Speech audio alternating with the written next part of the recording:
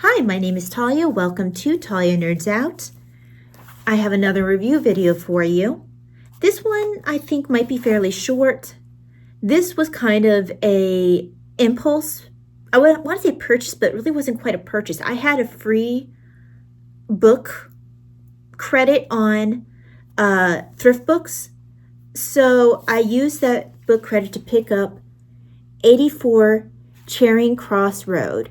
And I didn't realize it when I picked this up that this is actually a biography slash like memoir kind of thing. I guess for whatever reason I thought it was fiction.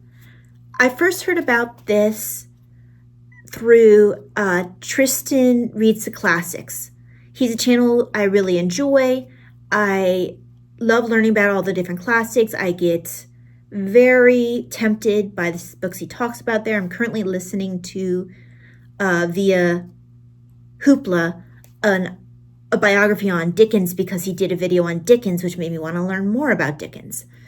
Let's see how many times I can say Dickens in less than a minute. Anyway, so this was one that he recommended, and the way he talked about it made me go, oh, I really kind of want to read that someday. And when I saw I had a free book credit, and this fit within my free book credit amount, I was like, oh, well, this would be the perfect time to try this book. I really enjoyed this. The author's letters are amusing, but I also there's sometimes she'll say things and I'll be like, yes, exactly that. I get that.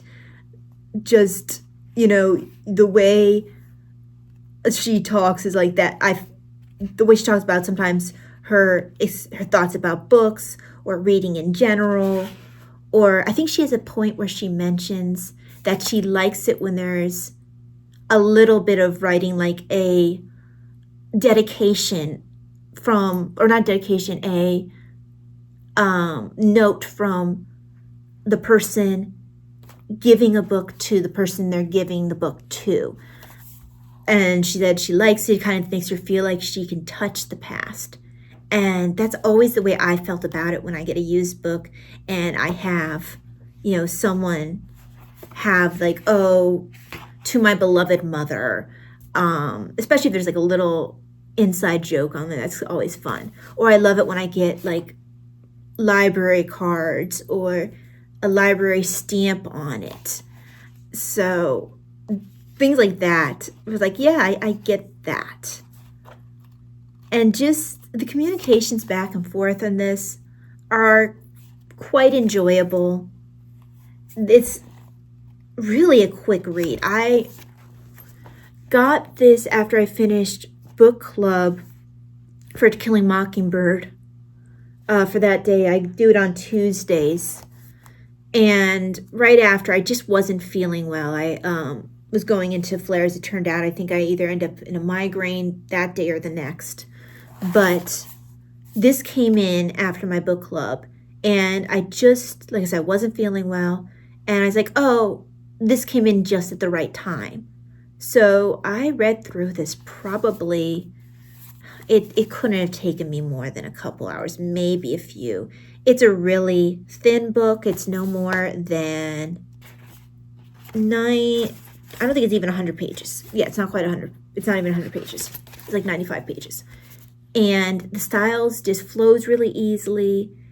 It's funny at parts. It's touching at parts. It's something a reader can relate to. It's just, I think it really stands the test of time. And it was just, like I said, what I needed at that moment. Just a nice, pleasant read, relaxing read where you do feel like, especially now that I know these are real letters, just feeling like you're touching a fellow reader and fellow book lovers from the past and sharing these moments with them.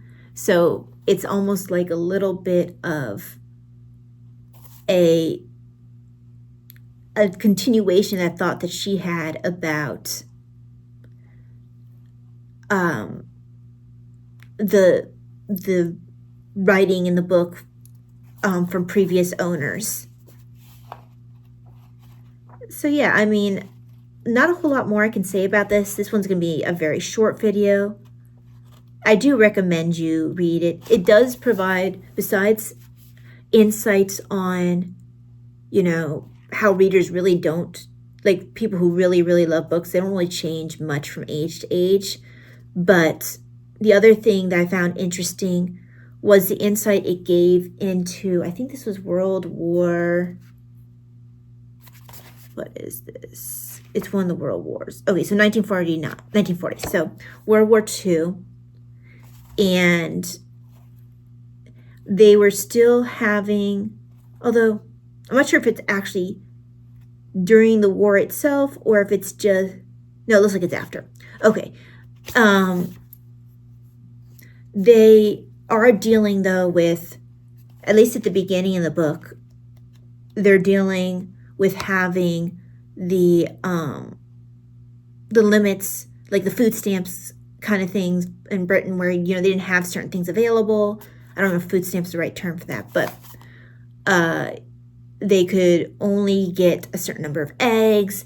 They, the limitations on what food each family could have based off of what was available because of the hits that they took because of the World War and because of the economic issues of England during that time period.